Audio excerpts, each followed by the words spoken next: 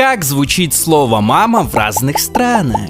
Индонезия, Южная Корея, 엄마, США, Mommy. Япония, 하하, 하하, Испания, 마마, Китай, 마마, Франция, 마마, Узбекистан, Ona.